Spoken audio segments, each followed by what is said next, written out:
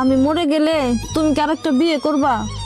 না না, কি বলো, আমি আর বিয়ে করব না। ও আচ্ছা, ফুলে ফুলে ঘুরে মধু খেয়ে বেড়াবা তাই না?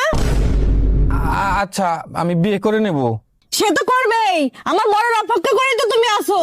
না না গো, আমি তোমাকে কিছুতেই মরতে দেব না। হ্যাঁ আমি জানি তো, আমি বিছানায় অসুস্থ হয়ে পড়ে থাকবা আর তুমি বাইরে মেয়ে নিয়ে ফুর্তি করে বেড়াবা। কি যে বলো, বাইরে ফুর্তি করতে যাব কেন? আচ্ছা তার মানে ঘরে এনে ফুর্তি করবা? আচ্ছা মুশকিল তো, ঘরে আনতে যাব কেন? মানে তার ঘরে যা ফুর্তি করবা? কে সেই রমণী?